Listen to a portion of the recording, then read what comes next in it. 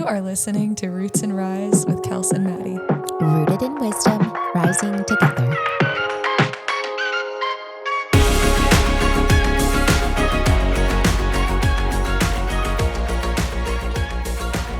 A little bit of a moment. It was good. Okay, to start this off, Jenni, you got to tell us all what your beige flag is. What's your beige flag? Oh, we should have prepared you. Nope. Okay, I want to know what her first initial thought. You know, pageant answering. Hold on. It's like the right. We figured mine out, Yes, we did. and we'll tell you mine. So Okay. Yeah, we'll tell you know ours. that But can you're you not define gross. beige flag just to make sure that I Yeah. give you the correct answer? Yes. Red flag is Something bad. Like Something bad about Yes, you. something bad. Green flag, something good. Okay. Beige flag, strange. your quirk. Different, little Okay. quirk. Little Okay. quirk. What did we decide mine was? You had, first of all, that you don't like to wash your hands, but then there's another one. There's another one What that you was said. it? And it was, And you were like, that's the your beige flag. But then I was like, maybe, is it a secret beige flag or we're going to keep between us? was it a secret? I think it might be a no. secret beige flag.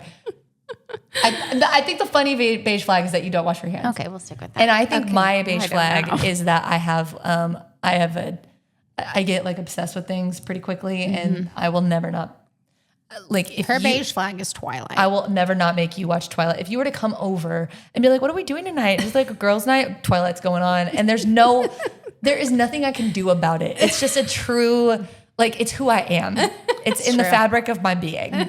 Like when I die and I go to heaven, my particular castle and crown could potentially be Twilight themed, and God will think it's hysterical.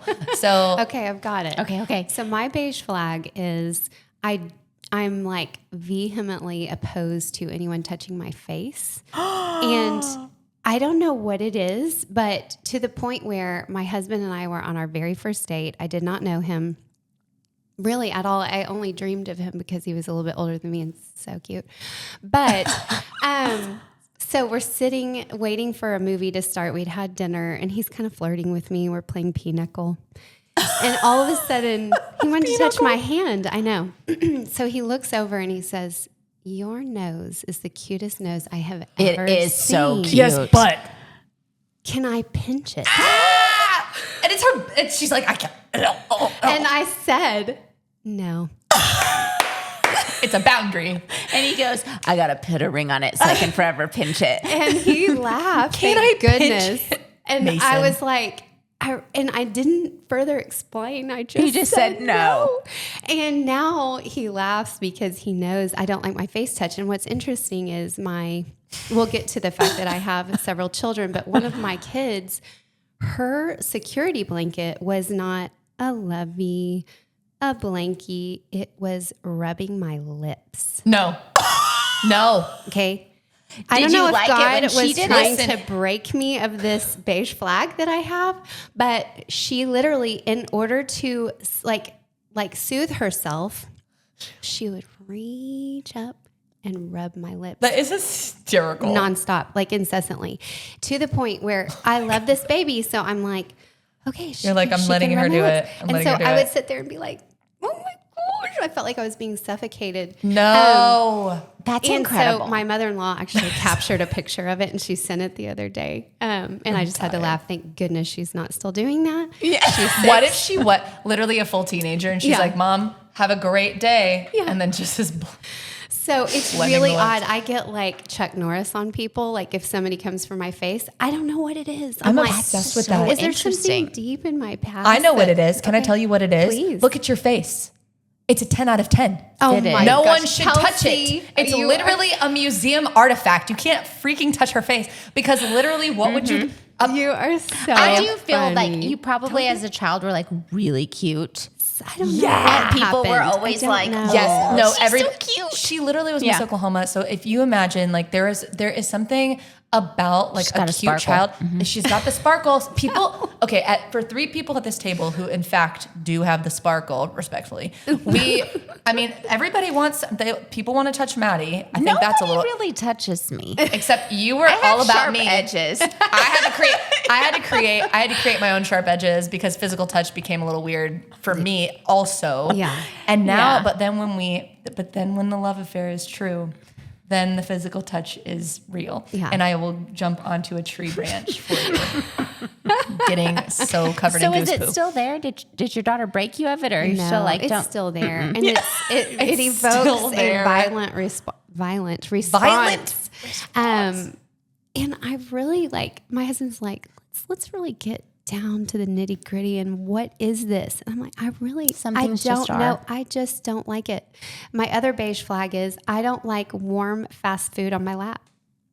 Weird. It's oddly specific, and I like that. I don't know. I've never thought I of can it. really. I can't do like how a lot of desserts are hot with like cold ice Yeah. cream. Ugh. Okay. That's 2 different temperatures. That is disgusting. That's intense. You know? I'm just That's a really lot. exposing my neuroses right now. No. But I anyways, okay, but I think like that this it. is. I think I this like is it. good because I think this goes perfectly, strangely enough, into sort of introducing people to you and getting people to understand why.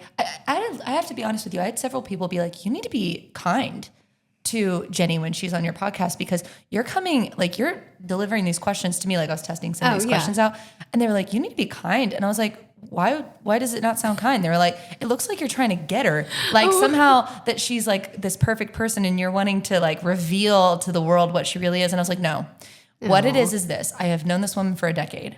Yeah. And now we are currently in a very similar season of life. We actually have 2 children that are similar ages, which is bizarre.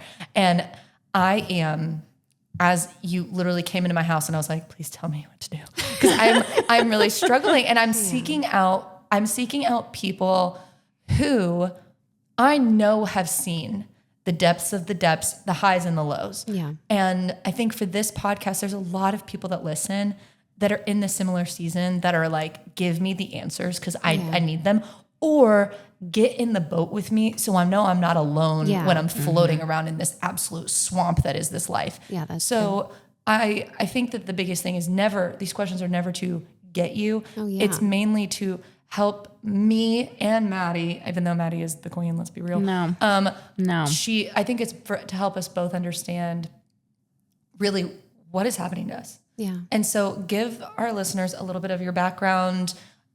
This is a woman that is, to give you just a preview and to do the introduction that I think would not do her justice.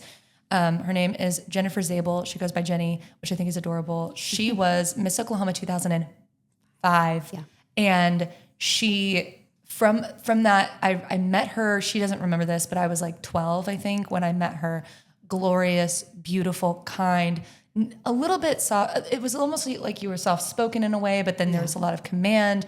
She has a deeply personal relationship with Jesus. She has an incredible relationship with her husband. She has 7 children, 6 girls, 1 young boy. Her youngest is a boy named Nate. And she has written not only a Bible study that has impacted so many women across our state and country, but she is a leader in different aspects in church, in community, in different areas. So I'm going to let her kind of like introduce from her own perspective, but then also we're just going to dive right into all the questions because we have so many. Okay. Well, thank you. Oh my gosh. I remember actually judging you, Kelsey, in the teen pageants. And that was my first experience, judging, and just fell in love with you then. And That's so cool. Oh no. it's true. And you are so easy to love. And so it's been just a blessing to get to know you. And Maddie, I feel like if she is as crazy about you as she is, then I know I'm going to love you too. And then also I felt like we should dive real deep, real fast, but I also am a bar soap girl. See? Everyone apparently is, and I'm the only one left out. And I thought that this was like a common thing that we're supposed to scrub our bodies. It's nuts. I'm kidding. What bar of soap do you use? Just whatever's there. Dove. Dove. Dove, you better listen to this podcast and be our sponsor. Like you get more squeaky clean. You with the bar do. soap. I'm like, does this body wash? It just feels so soft. Like it's not doing anything. No, We're the same person.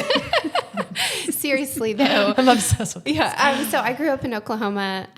Never left. Have been here my whole life. I met my husband at the end of Miss Oklahoma, actually right before I was competing in one of the years. And he was the answer to all my prayers. Honestly, my dream came true as a child. And so we got married in 2006. So we've been married for almost 19 years. Did you get married young? I was 23. He was 26. So pretty young. Yeah. Which honestly, I would do again. I feel like we've grown and evolved together instead of separately. And then we do have 7 children, and that is typically a shocker to most people, even to myself sometimes. We'll be sitting like all in the living room watching a movie, and I'm like, there are so many human beings in here, and they all were housed in my body. Yeah. This is blowing my mind right now. I always knew I wanted a big family, but I thought 4 sounded really good because I was the oldest of 4. And so I like even numbers and symmetry. And so we, though, as we were growing our family, got to the place where we surrendered so much to God's direction over our life that we began asking Him if we should have more children. And that felt scary a lot because I felt in over my head a little bit. And I thought, I feel like I can't even handle what I have. How can I say yes to more? But we learned to trust Him and His provision through that process. And so we have 7 kids, and I never anticipated that. My husband doesn't either, and or didn't either, but we love it. We absolutely love it. It's as crazy as it sounds, but it's amazing because we get to know 7 amazing little people that's just, and now we have a relationship with older kids that's so cool too. And so I was super sad to leave the baby phase, but I've really learned to embrace each season. And so I do lead a women's ministry that has been such a blessing. We do like annual women's conferences. We have a podcast alongside really my mentor that I've had for, literally like 18, 19 years. Wow. And she's in her 70s. And so the wisdom is just, it's priceless. I really wouldn't be really the woman or anything that I am without her influence. God has used her in a massive way. And how did you meet her? Well, she was actually a very close friend of my mother-in-law's, and we just connected. And she asked if she'd been a women's leader and like a Bible study leader for like, I don't know, 20 or 30 years by the time I met her. And so she asked, do you girls want someone that would lead you through Bible study? And we were like, she goes, why don't you pray about that? And I was like, I don't think we even need to ask. I think I know the answer. And so there were several, we were 23 and there were several girls my age that were either not married or newly married, not had any kids. And so we all would meet every other week and do Bible study together. And it literally changed everything. All of us. And so it's, I think, community and finding a group of like-minded people to walk alongside is honestly, you can't even articulate how important it is. And so, and then I do lead a weekly women's Bible study. There's probably about 40 women that come, and it is an immense, really joy and gift to get to do that. It's just, I don't know, it fills my cup. And so, other than that, I stay home with my kids. It's, I never anticipated doing that either. I thought I was going to work. I thought I am kind of a driven type person, so I thought I would have a career. I got my nursing degree. I did labor and delivery for a very short time. And so anyway, that's kind of me. It's not anything exciting, but it is, it's fulfilling. Well, and I think that I beg to differ because I think that you have a lot of exciting things, and I kind of want to jump in with, when you got into in our house, I like immediately started off with questions on just how do you know? How do you know when you've had, like when you're done, because my husband and I both are just like, there was, to be honest with you, there was like a moment where like a couple weeks ago where I was like, oh, are we pregnant? Because I was not expecting that. And we were like, okay, we're good with 2. Everyone in my life has more than 2. Yeah. And I think I really am like, we're in prayer about like, what do we do? How do you know? Yeah. Well, I personally think that God will give you a peace. It's like, you know that what your capacity is with, just your life circumstances, whatever your husband and yours dynamic is. And so I think that, like, I did not get to that peace until number 7, which is shocking to say. And I really had to wrestle with that. Like, do I not want to leave this sweet phase because I love babies and toddlers so much? Is it more of a mourning, or is there something that more? And I remember I was at the park pushing a little one in the swing, and this older woman was right beside me, and we just struck up conversation. And I think that I had number 4 at this point. And she said, I said, well, how many kids do you have? And she said, I have 4. And she said, and I really wanted 5. And she said, but I just basically finances and different things. I just told myself, we just really shouldn't have another one. It's not responsible, And she said, and I've regretted it every day since. And it was like a little nudge from the Lord at the time, because I was really debating, like, do we have another one? I feel like we should. And so I think that God will give you a peace whenever your family is complete. I do also think that sometimes we can live kind of in a, there's like the abundance mindset or the scarcity mindset, and we can live in fear that we do not have enough. We are not enough, whether that be time, resources, love, will my kids feel loved by me? I already love these so much, and we don't have to worry about being super women or anything. But what God has really shown me is that He multiplies, He doesn't divide. And so, like, He will provide if you're feeling nudged to have another one, whether that be your time, all of those things. And so I have been blown away that, for instance, this is a great example. My biggest fear as a mom of so many kids is that my kids will grow up not being seen or known, that they will feel a gaping hole in their heart, like, she couldn't even barely look at me, And my birthday was in March, and my mother-in-law was so sweet. We sat down at the dinner table at their house, and she said, she had all my kids were around the table, and she said, why don't we go around and tell your mom what you love about them? And I was like, oh gosh, words. I love words of affirmation.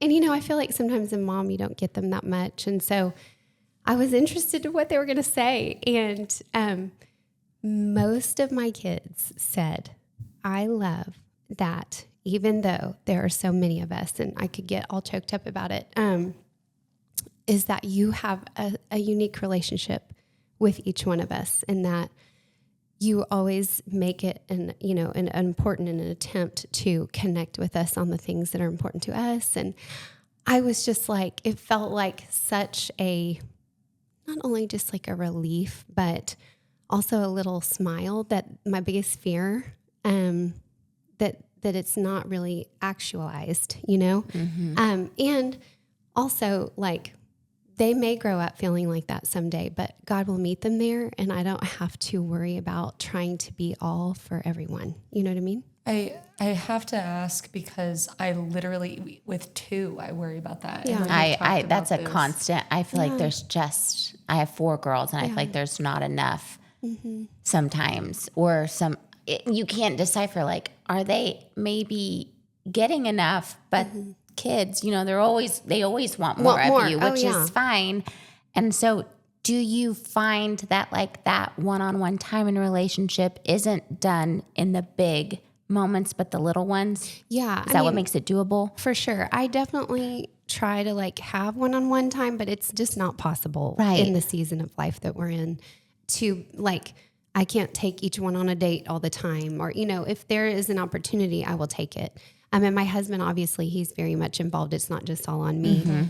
But, I feel like it's the one-on-one things. And as they're getting older, I find that if I will take interest in what they're interested in, even though it might not be the thing I'm interested in, that just gives a connection point and a way to love them that is stepping into their world. And especially as teenagers and like middle schoolers, it's like an act of love to just find the thing that really makes them tick and ask them questions about it. Or it's just another connection point that is outside of like, let's go away for 2 or 3 hours and sit and spend all this time together.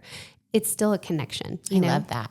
So that's helped. You can let me know if this is like, are we allowed to say the names of your daughters? Oh, yes. Okay. Yeah. So even with the first 3. Yes. So Ella's the oldest. She likes musical theater, from Yes, what I understand. she's Music creative. and creative. Yes. Then you have She's Claire. 16. She's Yeah. 16. Then you have Claire, who's a cheerleader, Yes. and like truly just like sparkles. She lives for high school. Yes. Like, She's you know, killing like it. she She's killing it. loves high school. Yes. That's Maddie. She's almost 15. So Ella's Yeah. like me, and then Claire is like Maddie, and then we have Hayes, who is in basketball. Basketball and volleyball. She's an Basketball, athlete. Loves friends, loves athletics, competing. Yeah. I'm impressed. You're doing great. I know. And I'm wondering if Number 4 is Maggie May. I was about to say Maggie. Yeah, good job. Wait, no, don't say. Oh my gosh, wait. Okay, I'm wondering. So 4 is Maggie, and I know that there's a couple of other Little girls that I know their names because they're on my baby. They were on my baby name list. Yeah. But so, and then what is Maggie's interest at this point? So right now she's kind of into athletics. Okay. She's not interested in arts and stuff, although she's actually really good at drawing and stuff. I will say, having 6 of the same gender, you guys have the same gender. It is like a study in human genetics, human behavior. For sure. Fascinating because same parents. I mean, our kids are like less than or a little more than 2 years. So there's not much gap. The same parents, you know, and their personalities, their interests, especially the first 3 are like night and day. I mean, they're not the same at all. It's fascinating. Well, and then how do you like deal with the constant change of their schedules? Like that to me is very daunting thinking about having even just the first 3 totally different. How do you Do you have help? Yeah. What does that look like? Well, you know, that is a good question. I mean, Mason and I try to balance it. I will say Ella just turned 16 in the fall, and driving was terrifying to me, but also so helpful. She's one less person I have to worry about getting somewhere. And the schedule is pretty overwhelming. Like, I am thankful that God created me sort of managerial and organized. And so I can keep it straight in my head. And then Mason has finally just succumbed to the fact that I'm going to be like the planner of the family. And you just tell me where we need to be and what we need to do. And so, my mother-in-law jumps in, and I have people in my life that if we are in an absolute bind, I can ask. Okay. And I'm super grateful. As far as like consistent help, I would say no, not yet. We are managing it as best we can, and I'm dropping lots of balls. Okay. But I've learned, like, as long as the balls aren't really that important, oh well. How do you prioritize those balls, so to speak? Because like I'm thinking about, I would have to quit working in order to do what you're doing successfully. Because I think like, I need to scoot a little bit closer. I think I would have to be I mean, right now I'm juggling everything. Yeah. And so I think I would have to eliminate. How do you prioritize that? Well, several years ago, I kind of came to a point where I, like many women, not all women, I'm not the example of every woman, but want to please and don't want people to perceive me poorly. And so, and I also have sort of an optimistic outlook of like, sure, I can do that. I mean, okay, no big deal. But then I found myself disappointing people because I would either be overextended and I would have to say, I'm so sorry. I wanted to do that so bad, but I just can't. And so I was saying yes to far too many things, and out of wanting to please and then also just kind of being optimistic. And so I realized, but it was sucking me dry. And I was not finding, like, the things that you are uniquely gifted for bring you life. They bring energy into your life. That's so true. And make you feel excited and fulfilled, even if they require sacrifice, you know? Like for instance, Bible study I lead every week. And this semester I've been writing the content. I don't feel like if you look at my calendar, I have margin to do that. So I will stay up all night long on Monday night. But here's the thing. It's okay. It brings me joy. That's the sacrifice in this season of life that I have to do. However, I had signed on to do too many things. And so I had to sort of take myself through this, like, you know how everyone was like hiring life coaches or different things. I kind of had to life coach myself. And I had to say, okay, what are my top 2 priorities in life? Number 1 is to love and glorify God. Number 2 is to love and serve my family to the best of my ability, not in perfection, but the best of my ability. Okay, do these things that someone's asking me to do align with those 2 things? They might, but if they're going to suck energy and peace out of my life, I have to say no, you know? And so can I do it? Yeah, I probably could, but it's going to be robbing me of the peace and joy that I want to be able to offer these first 2 priorities. And so that really helped me. And it's kind of funny. It's just simple, but like, so whenever someone asks for a volunteer for the class, I don't volunteer. And could I do it? I probably could. And I might do an okay job at it, but I just don't have the capacity because it's not lining up with my top 2 priorities right now. And so there's been really basic things like that that have helped me a lot. Okay. I love that. It's simplifying it, but it's so powerful. I do wonder, what does being kind of pushed to your breaking point, overstimulated as a mom, what does it look like to you and your family? Yeah. Like truly, like, how do you know, like, I'm doing too much, things are not going well? Yeah. Well, I start to get really irritable and snippy, you know, and that's not naturally my, I guess my demeanor. Yeah. And so, it's sort of like a flag for me, like, okay, what am I, cause I mean, I am a human. Yeah. And just because I'm a mom doesn't mean I have to always be happy and, Right. and always be, you know, Yeah. but I also don't want to kind of just give in to, well, I am a human after all. Sure. You know what I mean? And so, getting really irritable and waking up feeling exasperated before I even start my day. You know, I found myself in that season with 4 kids. I had, my first 3 were in 3.5 years, and it was challenging. Yeah. And then our 4th one came as a surprise, a welcomed surprise. So was mine. Really? I mean, I was so excited, but Okay. it just wasn't planned, you know?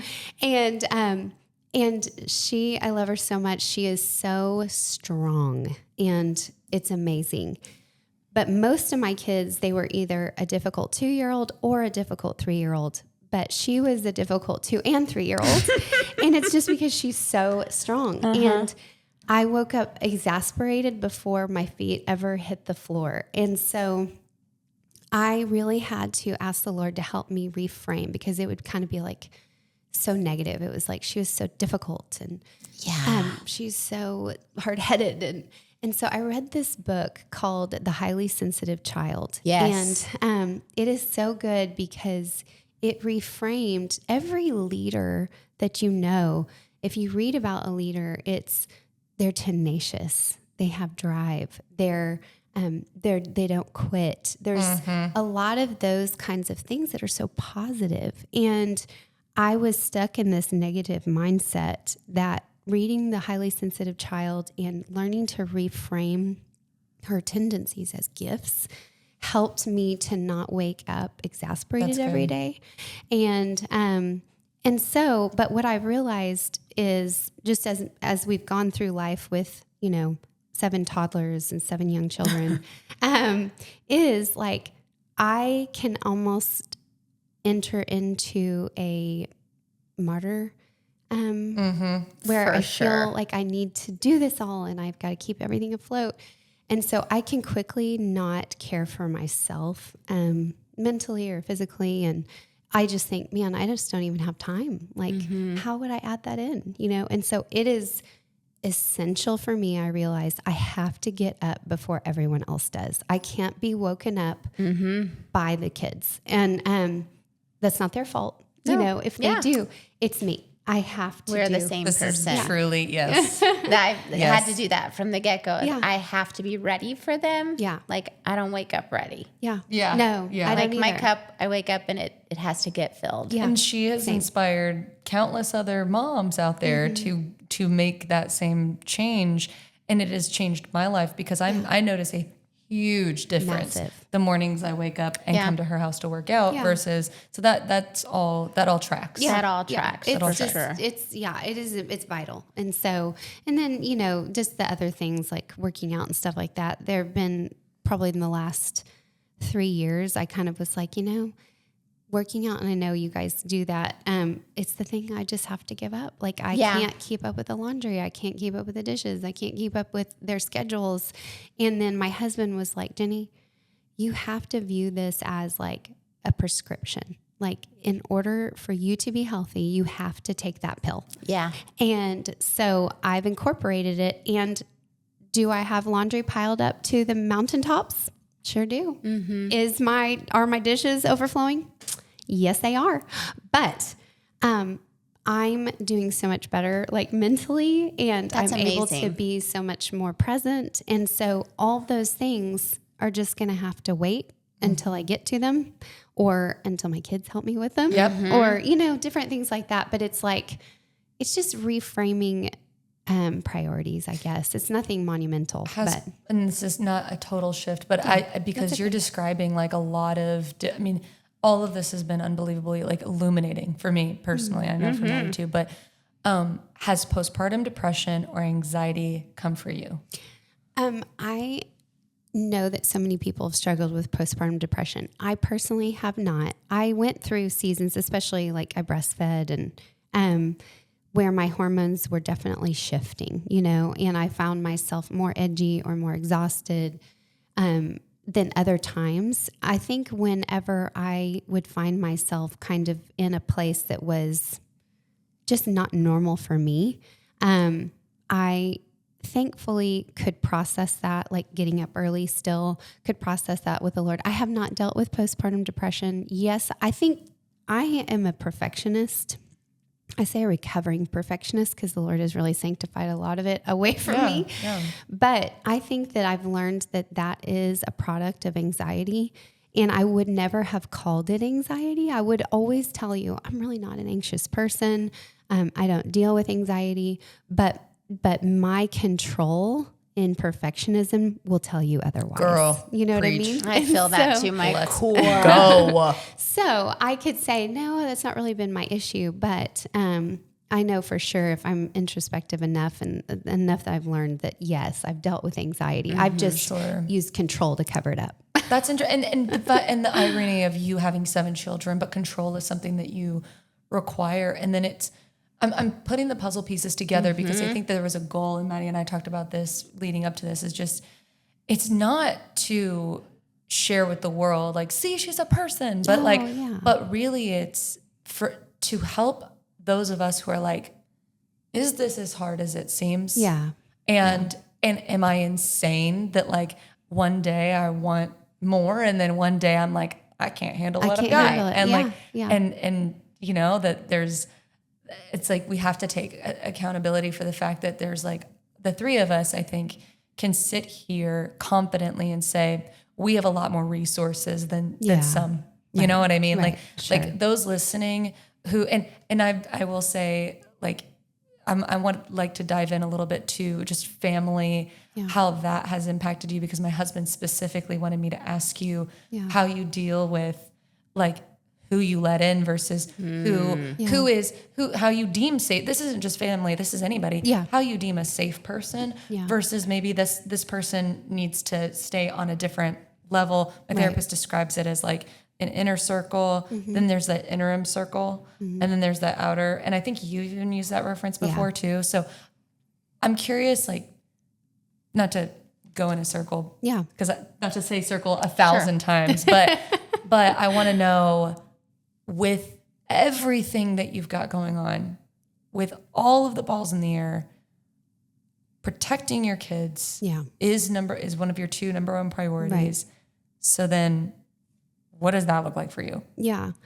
Well, recently I was really challenged with the thought of like the difference in a critical spirit versus a discerning spirit. And so I do feel like I'm always asking the Lord for discernment, rather than being critical. I love that. That's good. Because that line can be really blurred, especially in today's. I've listened to every podcast about every topic, you know what I mean? About sleepovers and extended family and boundaries and social media. And mainly first because I'm a perfectionist and I also want to be like the perfect mom. And I want to protect my kids from every bit of harm that could ever come to them, right? Yeah. That's impossible. I really have to release that to the Lord daily because they're not mine, they're His. I'm just stewarding them. But, and so yes, like even just as a person, community and friendship has been a lifeline to me, like especially as a mom, especially just like learning to be, I don't know. It's literally like an IV infusion. It's necessary. And so, especially when my kids were super, super little, it was so vital and it really brought me a lot of life. But I've learned the busier we get, the more full my kids' lives are. I have to, I only have so many heartbeats and I only have so much time. And so personally, like, Jesus had the inner three, he had his 3, and then he had a little bigger circle. He had the 12, and then there were the multitude. So it's okay to only have so much time. So I'm only going to give my time to certain people that are not going to drain me. And I'm not saying like from a ministry standpoint, I meet with people all the time, but it's just like, as far as life giving, I do keep that really protected. And then for as my kids, like, who do we let in? We have a lot of really open conversations. Like, early, like I would not just let our kids stay the night just anywhere. I just know way too much. I've been in life with people who have been through, terrible trauma, and I know the pain it causes. I know, and so my goal to protect them while balancing not becoming critical, has been tricky. But what we've done is just been really open in communication. Like, I mean, I know we didn't really intend for this to go this direction, but like, no one's allowed to touch you. Yeah. No, you got to talk about it. We talk about it. We talk about it regularly. I want them to feel empowered, 100%. And not ashamed or scared to talk about it. We've had this conversation with our 3-year-old the other day. Yeah. I mean, we had this whole thing where I like freaked out, and because she said something that was just like, whoa, we need to like get into this. And I will never, ever be ashamed of attacking that. Yeah. It's our life on the line, because it really is. Right. And so, their circle is not real big either. Also, because I've learned, being a kind of a people pleaser type, I thought that quantity overshadowed quality. And just as an adult, I've just learned I would rather have deeper, meaningful friendships with a few than feel like I need to be friends with everyone, And so we've really tried to model that for our kids and just explain that to them. And some personalities are built, they're different. Of course, like some of my kids, they only want a couple friends. Some of them, they want to be friends with everybody. It's just their personality. But still, as far as who's let in, as far as who we trust, that really has to be earned, you know? And it's just because they're so precious to us that